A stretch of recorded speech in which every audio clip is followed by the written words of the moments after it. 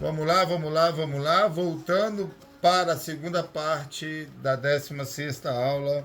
Aula de hoje, matéria Auto Perdão. Sendo transmitida aqui da Comunidade Terapêutica Filadélfia, porque a gente está em plena segunda-feira de carnaval, tudo fechado, mas nós estamos aqui, firme e forte. É aquela velha história, né? Não, é nova. Tô indo. Beleza. Bom feriado. Tchau, tchau. Amanhã você vem? Não, não é feriado. Então não vou vir também, não. Tá vendo? E quarta-feira de cinza é sério mesmo, né? Filha coroinha. É isso aí, ó. Eu, minha religião, a gente tem que trabalhar todo dia. É? A minha não, a minha diz que eu tenho que trabalhar um dia sem dia não. Vamos lá, Você gente. conversou sobre a sua filha? Bom, tema de hoje, o auto-perdão. A gente já falou sobre reconhecer que fomos ofendidos ou que ofendemos, tomar a decisão de perdoar e de pedir perdão, apesar dos sentimentos ou dos desejos. Expressar o perdão por meio... isso aqui a gente não falou, né? Não. Expressar o perdão por meio de palavras faladas ou escritas. Expressar o perdão por meio de palavras faladas ou escritas. Pô, eu posso pedir perdão falando. Tá fechado aí? Eu posso pedir o perdão. A gente está falando sobre expressar o perdão por meio de palavras faladas ou por escrito. Eu posso pedir perdão falando, eu posso pedir perdão escrevendo uma mensagem.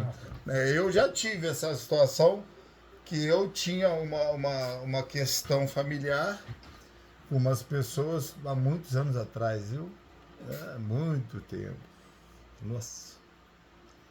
Rapaz, uns 15 anos atrás. Em 2008, 2009, 2010, acho que foi 2010.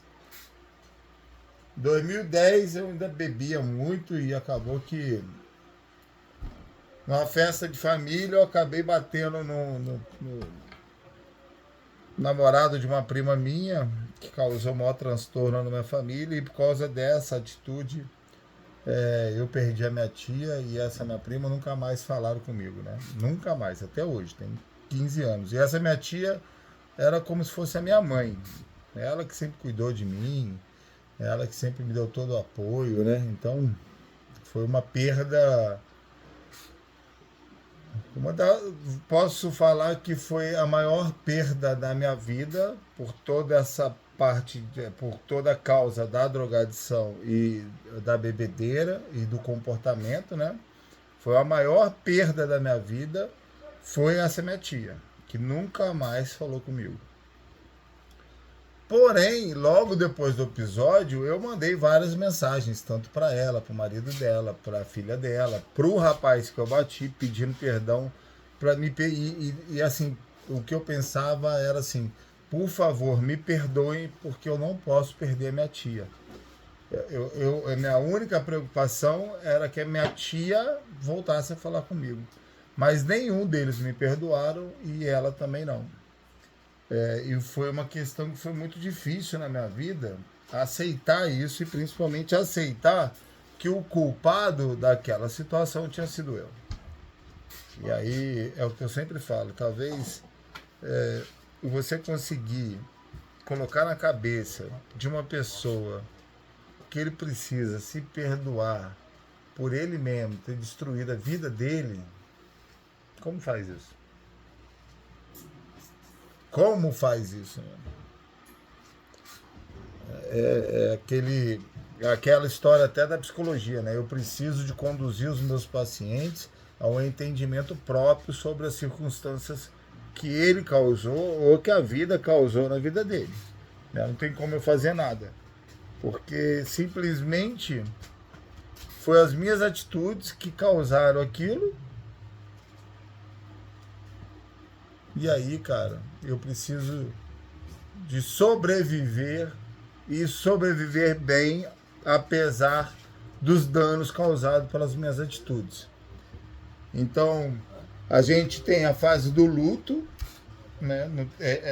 Não tem jeito, a gente entra numa fase do luto onde a gente se culpa pelas coisas que a gente fez, pelas coisas que a gente perdeu, e logo após a fase do luto eu preciso de me perdoar, e aí eu declaro, peço, né? Falo pedindo perdão, ou escrevo pedindo perdão, porém, essa decisão de pedir perdão não pode importar, tem um monte de gente aí, João. Não é para entrar aqui agora. Não, ué. Tem coordenador aí, cara. Coordenador? Ué. Não pode. Não, quando eu peço perdão, a resposta da pessoa não pode importar. Porque quando eu peço perdão, na verdade, eu estou pedindo perdão para mim mesmo por ter feito aquilo. Por mais que as pessoas podem ter feito comigo, eu peço perdão para mim me libertar delas. Você sabe o que acontece muito, principalmente quando você está em confinamento? É até engraçado. Em clínica é assim, ó. A gente briga com um cara, discute por uma besteira. Aí a gente vai comer com o cara, porque a gente não tira o cara da cabeça. A gente vai tomar banho com o cara. A gente deita na cama com raiva do cara. A gente acorda de manhã, dá de cara com o cara. Rapaz, eu sinceramente, eu era o primeiro a pedir perdão, porque eu queria me libertar do cara. Eu já não queria falar com ele. Eu já tava com raiva dele, não tirava ele da minha cabeça. Eu pedi perdão. Mesmo se eu fosse certo na situação, eu pedia. Porque eu só queria me libertar, cara. Só queria me libertar. Eu sempre fui assim. Quando eu aprendi que o perdão me liberta das pessoas, eu peço perdão. Independente de se eu... Não importa se eu tô certo, se eu tô errado. Não me importa. Não me importa. Eu só quero me libertar. Você tá maluco, cara. Quando a gente entra numa discussão ou num impasse com uma pessoa, a gente não tira a pessoa da cabeça. Parece que a gente se amarra à pessoa e fica remoendo aquilo. Eu não dou conta. Sinceramente. Então é exatamente isso. Eu preciso de expressar o perdão e me libertar e seguir minha vida. É o que Shakespeare falava. Não perdoar é beber veneno esperando que o outro morra. Entendeu? É loucura. É loucura. Porque quem sofre é você que não perdoou. Aí engraçado assim, ó. Eu não vou perdoar essa pessoa. Aí como se o meu não perdão fosse prejudicar ela de alguma forma. Não, e o pior, que se você avaliar direitinho, duvidar essa pessoa nem lembra mais de você. E você tá sofrendo ainda. Ainda mais numa clínica, que nunca mais você vai ver, né? Olha que loucura. Para, velho, vai ser feliz, cara. Se perdoa as pessoas e segue a vida. Tomar a decisão de não comentar os erros da pessoa, nem o fato que provocou a ofensa. Olha só, aconteceu algo. Resolve com a pessoa, perdoa e esquece o problema. Porque se você ficar comentando, murmurando, cara, é porque você não perdoou nada. E você ainda está sofrendo, porque olha só, a boca fala, A alma sente. porque o coração tá cheio. Entendeu? Não tem dessa. Você sabe uma coisa que eu sempre ouvi e eu nunca entendi o porquê. Na época na minha primeira internação. Eu tive 3. Ó, proibido papos da ativa. Aí eu ficava pensando, a única coisa que eu sei da vida é falar de droga, falar de prostituição, falar dessas loucuras todas. Se eu não posso conversar sobre isso, eu vou conversar sobre o quê? Esse povo é maluco. E aí a gente ficava falando lá das coisas, né? E aí, mais na frente, eu comecei a entender que aqueles papos da ativa me ficava alimentando o desejo do uso, né? E aquilo eu não conseguia me libertar do desejo porque eu ficava alimentando, né, o desejo, falando sobre a substância. E que essas conversas era como se eu tivesse...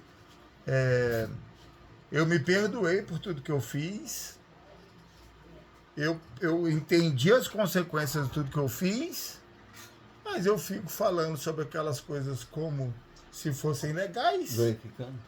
E aí eu acabo racionalizando, provavelmente fazendo de novo. E eu entendi, de certa forma, que para me mudar verdadeiramente, e eu acredito que para qualquer um mudar verdadeiramente, tem que mudar o jeito até de falar. E principalmente o que falar. E se eu não sei falar nada a não ser sobre a substância que destrui minha vida, fico quieto. Escuto e aprendo a falar sobre outras coisas. Mas eu só vou aprender a falar sobre outras coisas se eu ler ou se eu ouvir. Então, talvez a opção, em certos momentos, é ficar quieto. Então, assim, ficar comentando, falando, dando esses testemunhos, né? Eu falo muito sobre a minha história porque eu uso a minha história como exemplo. Mas eu, sinceramente, 1 milhão de coisas que eu vivi, eu não falo. Não vejo mais a necessidade disso. Eu já contei já da vez que eu fui dar um testemunho, né? Eu acho que foi a última vez que eu dei um testemunho. Tava lá na Jocum, em Curitiba. Chegou um missionário americano lá, eu olhei, eu era tradutor dele. Você contou. Aí eu olhei pra ele e falei, rapaz, vou contar minha história pra ele. Esse cara vai ficar impactado e vai me levar com ele. Aí eu só esperando o momento certo, né? Todo mundo rodeava ele, eu tinha que ficar fazendo a tradução das aulas dele, de todo mundo. Uma hora fomos almoçar, sentamos, falei, agora. Passei o almoço inteiro contando a história, né? Que eu fiz, que aconteceu, que eu parei na rua e parará. Acabamos de almoçar, descemos a escada. Aí tava assim, né? Naquele momento, eu falei, meu Deus, é o momento para me lacrar. E ele vai bater palma, vai chorar, vai me abraçar e vai falar, daqui por diante você vai andar comigo. Aí na hora que eu terminei a história, glamurosamente, Falou a verdade. ele olhou para mim e falou assim, e nada demais. E aí? Você queria ser um drogadito? Você foi. Você quis mudar? Você mudou. E virou as coisas andando. Tá bom. Depois de horas contando meu testemunho. Nunca mais. Você gostou? Nunca mais. Gostou? Aí eu vi que aquilo não tinha realmente nenhuma importância. E que o que eu seria dali para frente, Sim. que seria realmente importante. Passar. E aí eu te falo, dali para frente, eu fui para a China como missionário, fui para a África, me formei no Mato Grosso do Sul, montei a minha clínica, ajudei mais de 300 pessoas na minha clínica, entendeu? Comecei a fazer curso de terapeuta, me formei, trabalhei em várias unidades involuntárias, ajudei muita gente trabalhando nas unidades, hoje em dia dá curso, faço um monte de coisa. Aí sim, isso sim é um testemunho. Hoje em dia eu não preciso mais falar daquele testemunho mais. Contar o podre. Entendeu?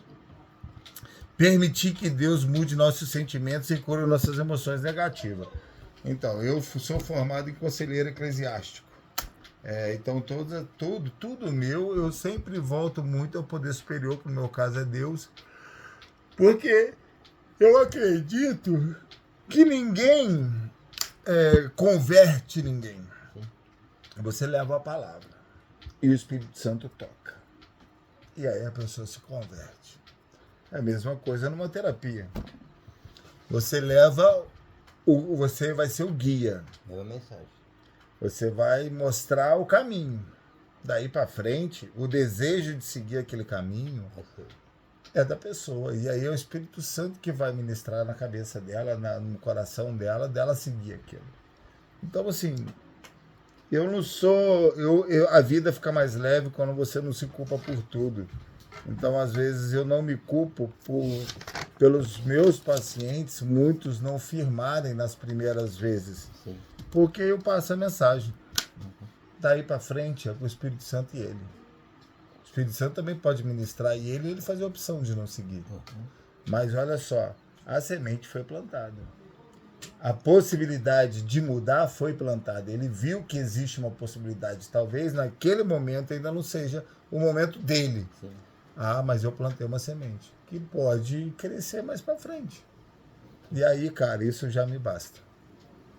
Eu sou bem resolvido com isso. Porque se eu me forçar a querer... Nossa, caiu a bateria aqui. Eu acho que fechou meu cromo. Se eu me forçar...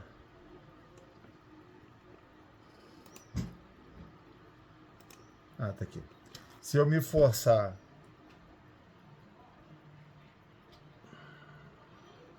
Perdi onde eu tava. A bateria acabou aqui, eu perdi. Se eu querer mudar as pessoas pela minha própria força, eu não vou conseguir. Não. E se eu achar que eu vou conseguir mudar todo mundo, eu vou me frustrar e vou desistir. Então o negócio é o seguinte, eu sou muito decidido e conscientizado que o que eu faço é ajudar as pessoas do que eu posso fazer, e é o que eu posso fazer. E se eu ajudar bem, se eu não ajudar bem, eu estou fazendo a minha parte. E eu acredito que por mais que eu não veja frutos, mas eles darão lá na frente. E aí é onde eu não me frustro mais. Quando o paciente desiste, recai, vai, volta, eu não me frustro mais. Simples assim. Porque o que eu precisava de fazer, eu fiz. Passar informação, conscientização, dar reunião em grupo, ter atenção, mostrar os problemas, mostrar os caminhos, eu sempre estou fazendo. Mas daí para frente, eles seguirem, aí já é opção deles. Sim. E eu não posso, aí já não é comigo mais. Minha parte eu fiz. É porque muitos terapeutas se frustram e Quando não há desistem resultado. porque quando não conseguem ver resultado. Significado de auto-perdão: perdoar a si mesmo, se libertar da culpa, mágoa, ressentimento. Olha só, se a gente não se libertar de tudo que a gente fez de errado, a gente continua sofrendo, provavelmente continua necessitando de alívios. Primeiro, atendimento individual. Nós temos aqui na apostila 3 blocos de atendimento individual. Essa parte aqui do auto-perdão é muito importante. Eu não sei se essa parte está lá no mapa da vida, que é aquele arquivo que eu falei para vocês. Mas essas perguntas aqui é muito importante para você já começar a prospectar na vida do paciente, para entender da onde vem todos os problemas emocionais dele, que é o quais você vai ter que trabalhar. Primeiro dia individual, depois de 45 dias. Sim, porque antes de 45 dias ele está com a cabeça muito tribulada, entendeu? Por causa da falta da substância. Não adianta. Tem que esperar pelo menos 45 dias para a cabeça dele... E nesses 45 dias você trabalha o que nele? Cara, nada. É só reunião de grupo. É só terapia de grupo. Ele precisa, o cara chega, ele precisa se adaptar à casa, ele precisa se adaptar ao cronograma, ele precisa se alimentar e se recuperar, a cabeça tem que estabilizar. Enquanto isso, a rotina da casa já é o tratamento dele. O cronograma da casa é o tratamento dele nos 45 dias. Sim. E junto com as terapias de grupo. Depois de 45 dias, a maioria já começa a buscar uma ajuda. Mas aí, assim, quem busca? Eu, sinceramente, eu só trabalho individual com quem busca realmente. Mas não é todos? Não é, mas eu não posso fazer. Mas como você sabe o cara tá Eu não buscando? posso obrigar ninguém. Como você sabe o cara está buscando ou não? Os que vêm aqui buscar. Os que vêm aqui querer fazer os trabalhos. Mas o atendimento individual você não faz com todos? Não. Não, eu não faço. Faz com todos. Tá, mas ele faz, né? E aí? Mas com quem Sabe o que ele faz? Não. Ele faz evolução terapêutica. E você? Cara, eu acompanho vocês o dia inteiro. O que é evolução terapêutica? Você tá pedindo botar lá no papel Você no tá seu bem ou ficha mal? como que você tá. Tá bem ou mal? Evolução é que você progride. Sim. Eu pergunto pra mim, você tá bem? É igual Tô. a psicóloga. Você tá bem? Tô. E aí? E aí? Atendimento E aí, tá bem? Significa que eu tô bom? Não. E aí? E todo mundo que senta no individual fala a mesma coisa, tô bem. Sim, tô bem. Porque na minha cabeça, o que eu falar ali é o que vai determinar o tempo que eu vou ficar. Eu vou falar que tô mal? Eu acho que não. Vou falar que tô mal com a psicóloga? Ah, para, ninguém fala.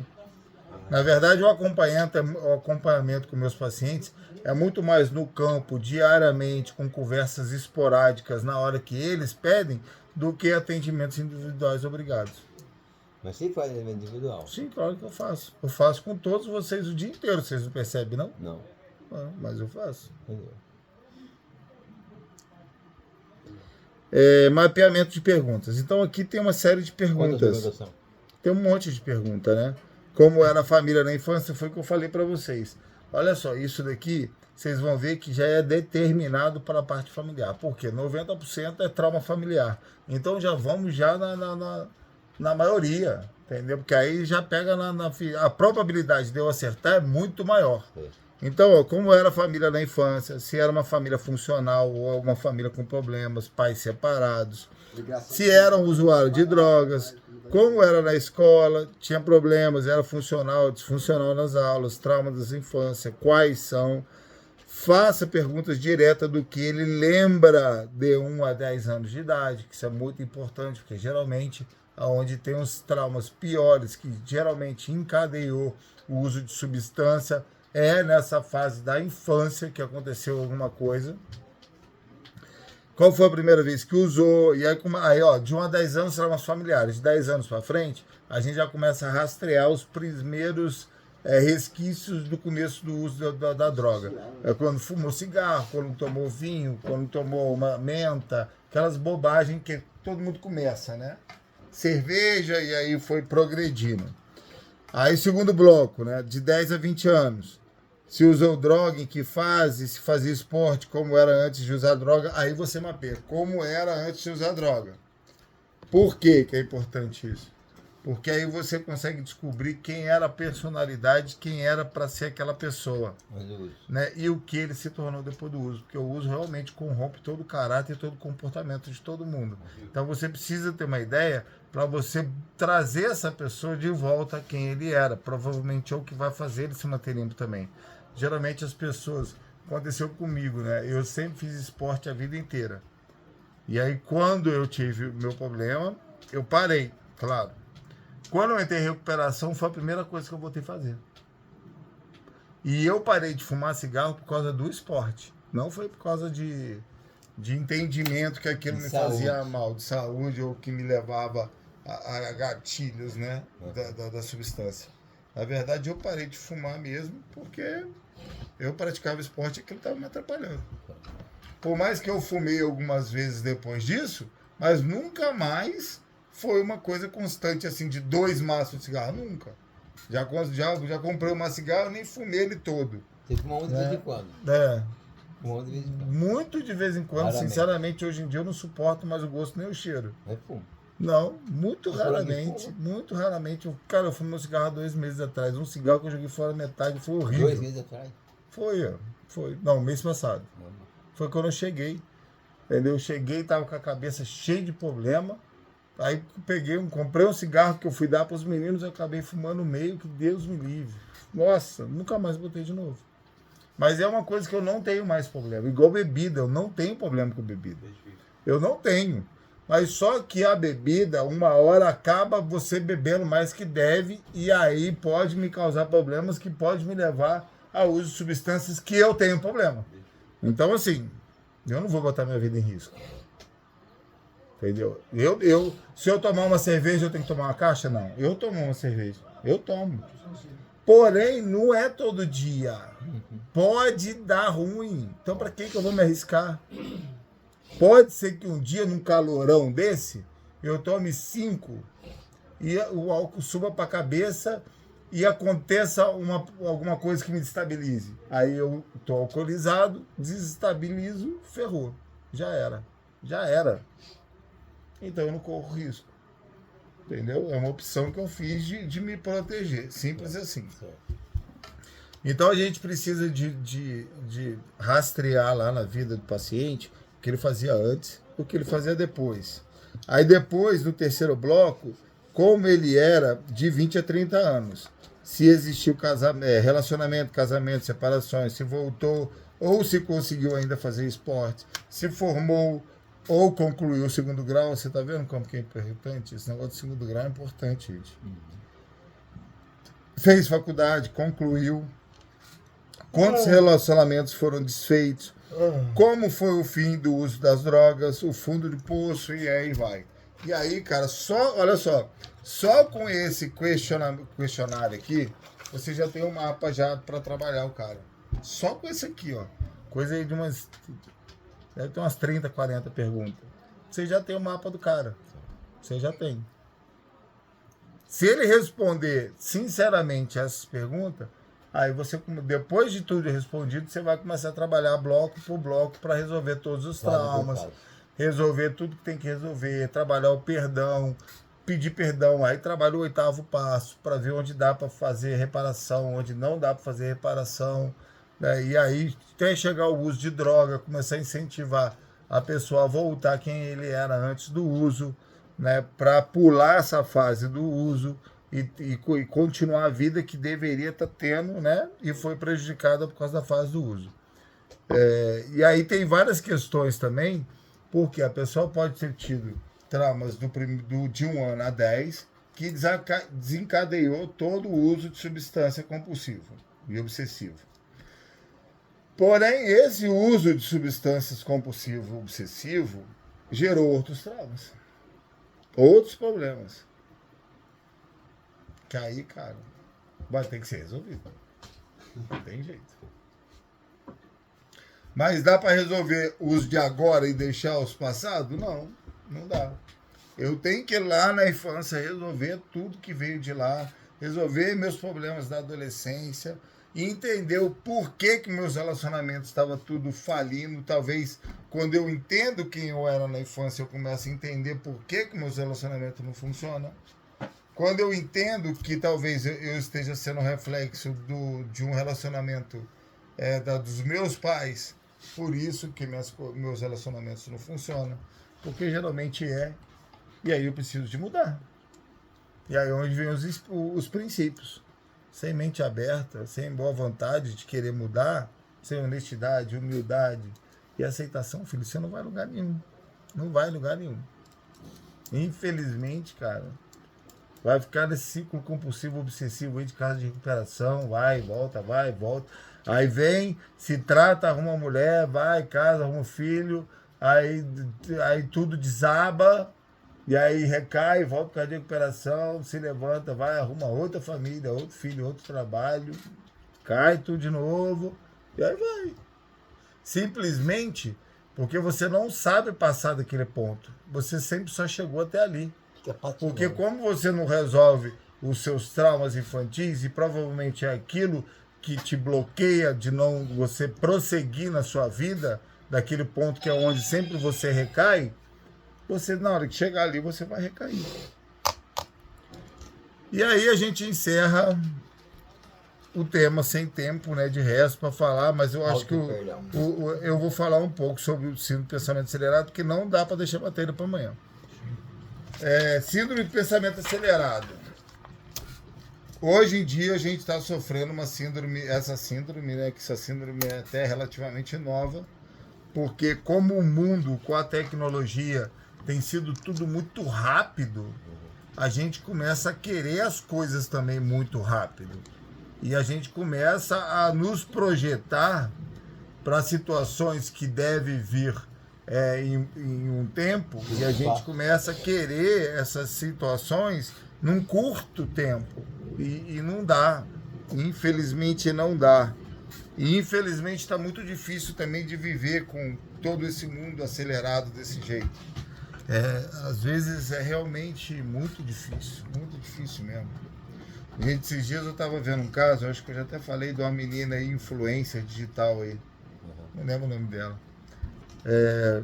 Ela entrou em coma e aí foi diagnosticada síndrome de pensamento acelerado. Ela passou dias e dias gravando, inventando vídeos, sem dormir, sem comer.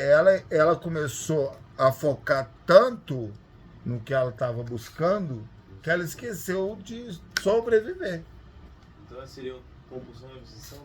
Então, a síndrome do pensamento acelerado é quando você entra, chama até naquela aula do mindfulness, que o Gabriel dá, lá explica. É quando você entra num êxtase de pensamento onde nada mais importa. Tipo quando a gente usa droga. Mas é um êxtase. Sabe quando você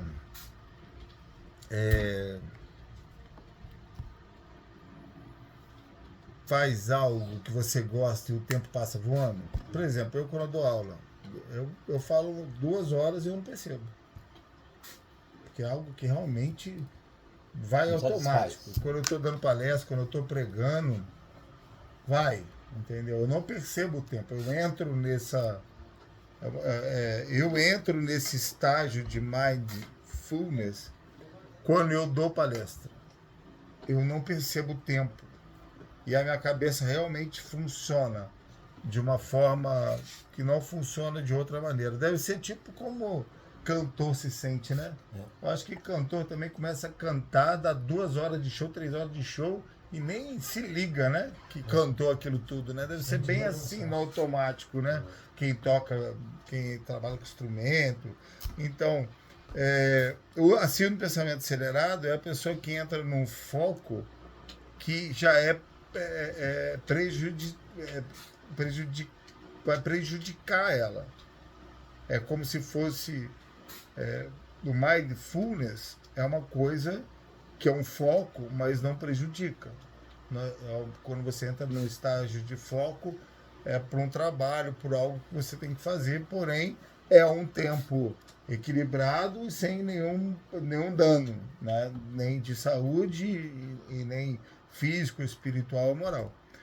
O síndrome do pensamento acelerado, ele sim começa a causar danos, porque você começa a ficar tempos excessivos com aqueles pensamentos, né? Cada um com o seu. E isso pode ter também pensamentos obsessivos, imagina uma pessoa que começa a entrar numa síndrome de pensamento acelerado sobre querer concluir uma tarefa de um mês e ela focar e não fazer mais nada da vida enquanto não terminar aquilo. Ela vai se prejudicar. Ela vai entrar em colapso. Tanto nervoso, tanto físico. E é isso que tem causado. A síndrome do pensamento acelerado é uma alteração. Augusto Cury identifica onde a mente fica repleta de pensamentos, estando completamente cheia durante todo o tempo e em que a pessoa está acordada e que dificulta a concentração. A pessoa sem pensamento acelerado não dorme. Esquece. Não come, né? Esquece. Não dorme. Ela encosta, mas ela não percebe que dorme, porque por mais que a cabeça desligue, o corpo desligue, mas o pensamento não. Já aconteceu comigo. Deu deitar na cama, ficar pensando, amanheceu, eu falei, eu não dormi, mas eu estava descansado. Meu olho não estava ardendo. Mas assim, a sensação era zero de ter dormido, por causa dessa aceleração. O acúmulo de pensamentos e preocupações faz eu não perceber que acabei descansando. Entendeu? E é lógico que é um descanso também mínimo, né? Mínimo, que depois de um tempo vai entrar em colapso. Estando completamente cheia durante todo o tempo em que essa pessoa está acordada e que dificulta a concentração. Aumenta a ansiedade, desgasta a saúde física e mental. Assim, o problema dessa síndrome não está relacionado com o conteúdo dos pensamentos, que geralmente são interessantes, cultos e positivos, mas sim com a sua quantidade e velocidade com que acontece dentro do cérebro. Então, assim, não necessariamente são pensamentos destrutivos.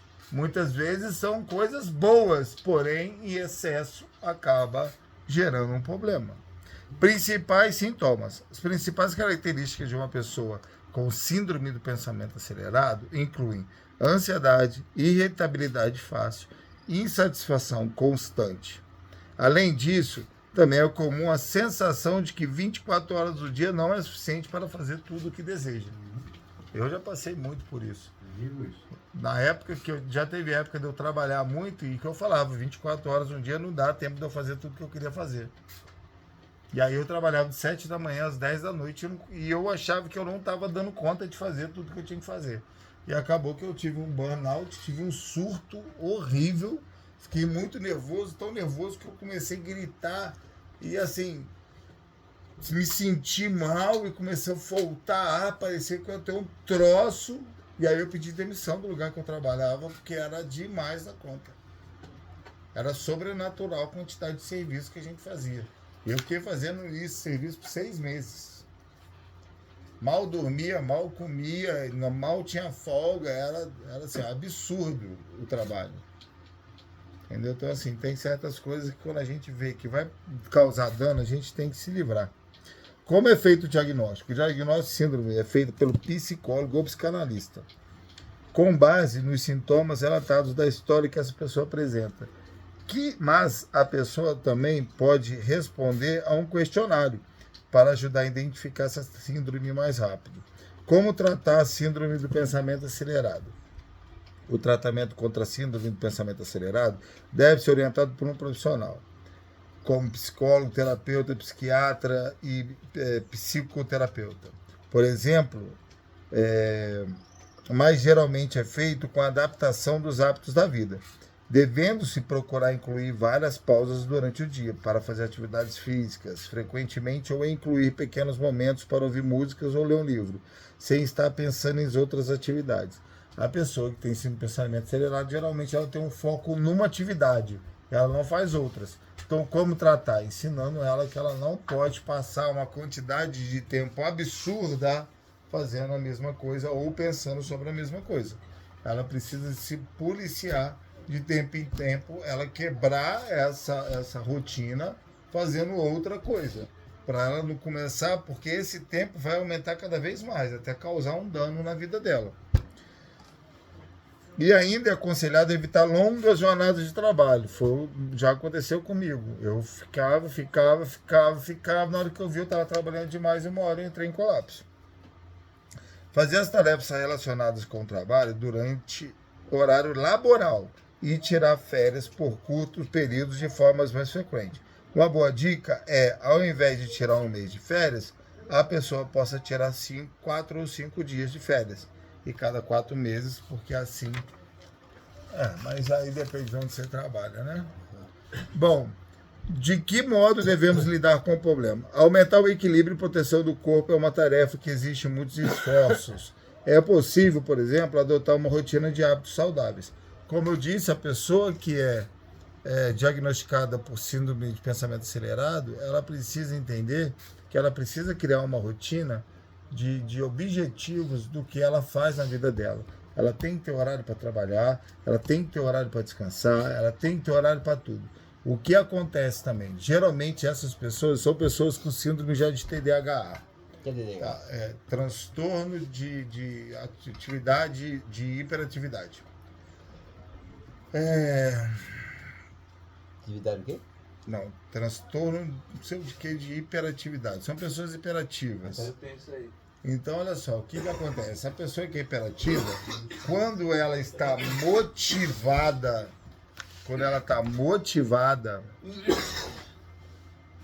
a qualquer propósito, ela já tem uma tendência absurda em entrar com essa síndrome de pensamento acelerado. Porque a pessoa hiperativa, ela já é uma pessoa que ela não tem limite. Tudo é excesso. Aí olha só o problema, para a gente finalizar, colocando um pouco da dependência química nisso. Provavelmente 90% dos dependentes químicos são hiperativos, né? E aí, todos eles são propícios a ter a síndrome de pensamento acelerado. Então, eles acabam se sobrecarregando. Lembrando que lá no Evite uma das coisas que precisamos de evitar é a fadiga. E aí, o que acontece? O cara vem para a clínica, chega na clínica, não quer pensar nas coisas que ele precisa de resolver, não quer pensar nos traumas nem de tudo que ele tem que resolver na cabeça dele. E aí ele começa a querer ocupar o tempo dele. Se escuta muito na clínica assim, ó, aqui não tem nada para fazer. Eu não aguento ficar à toa mais. Você sabe que, na verdade, essa pessoa está falando? Eu não aguento mais pensar sobre meus problemas. Eu preciso de alguma coisa para me esquecer da minha vida. Porque o nada fazer só te resta você pensar. E ninguém suporta quando tem um monte de traumas e dores. Então, geralmente, as pessoas que têm TDAH começam a querer trabalhar na clínica. E aí, são as pessoas que querem trabalhar 7 dias por semana. Você chama para o almoço, o cara não quer parar para trabalhar. Você chama para o café, o cara não quer parar para trabalhar. Aí chega sábado e domingo, todo mundo tá descansando. E o cara está lá fazendo barulho, atrapalhando todo mundo, porque ele está trabalhando, ele se acha no direito de atrapalhar todo mundo. Mas, na verdade, ele está fazendo errado. Não existe isso. Porque o cara que quer trabalhar mais do que deve, ele está com um problema. E ele precisa ser pontuado que até o trabalho tem que ter horário. Mas não é um cara imperativo? Ele, não, mas olha só, o imperativo você trata ele dando limite. Se você deixar, daqui a pouco, eu conheço gente que meia-noite está batendo martelo, está ligando serra. O cara não quer, o cara está com pânico de deitar na cama. Se puder, os caras ficam trabalhando, até chegar numa exaustão tão grande de desmaiar e não pensar em nada. Eles fogem, ó, o cara é imperativo, quer fugir dos pensamentos dele. E aí tem uma ideia de ficar trabalhando, tem uma atividade a qual distrai ele, né? E aí ele já vira esse TDAH, começa com esse pensamento acelerado, começa um trabalho ou numa atividade sobrecarregada, simplesmente porque ele quer fugir da cabeça dele. Você quer ver televisão? Olha o problema que é desligar essas televisões 10 horas da noite. Sabe por quê? Ninguém quer pensar, ninguém quer ficar no silêncio pensando nos seus próprios problemas. As pessoas ficam vendo televisão até dormir, porque assim se distraem, não pensam na vida própria. Por isso televisão em clínica sempre deveria ter horário, entendeu? Que a gente não conseguiu resolver. Todo lugar menos aquele. Mas aqui a gente tem um consenso aí, né? Mas eu prefiro trabalhar trazendo a conscientização, cada um buscando sua recuperação, do que querer obrigar e gerar um desconforto, né? Então é assim. Bom, sendo pensamento acelerado, geralmente é potencializado pelas pessoas que já têm algum tipo de comorbidade, principalmente TDAH. As pessoas que têm transtorno de hiperatividade têm que tomar muito cuidado com excesso de trabalho ou excesso de atividades, porque para entrar numa síndrome de pensamento acelerado é muito fácil. E a pessoa que tem síndrome de pensamento acelerado é nítido. São as pessoas que são exageradas em suas atividades. Mas assim, exageradas ao ponto da gente perceber, né? Pessoas que não têm um pingo de descanso, 1 minuto de descanso, que não param. E você vê claramente que vai entrar no colapso. E aí o único jeito de tratar essas pessoas é botando limites. Conscientizando. É limite. Essas pessoas têm que ser colocado limite nelas. É conscientizar que vai entrar em colapso e colocar limite. Elas têm que montar um plano de horário para fazer as atividades dela, para descansar, né, para tirar dias de lazer, porque senão qualquer pessoa entra em colapso, tá? Porque já aconteceu comigo. E hoje em dia eu não me permito mais. Se eu ver que eu estou sobrecarregando, eu jogo a toalha, porque não vale a pena a destruição da saúde mental por causa de excesso de atividade. Gente, estamos juntos. Foi a matéria de hoje, tá? Daqui a pouco eu subo as aulas para o YouTube. E vamos que vamos, última semana. Qualquer dúvida aí, me manda aí no privado. Lembrando que a aula de quinta-feira é importante, hein? Todo mundo no Comad, quem puder ir. É aula prática de anamnese. Beleza?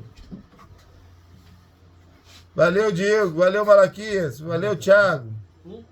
Tamo junto, gente. Qualquer coisa, manda aí, tá? Sabe o senhor Francisco? Pega a dele, tá? O quê? O Pedro.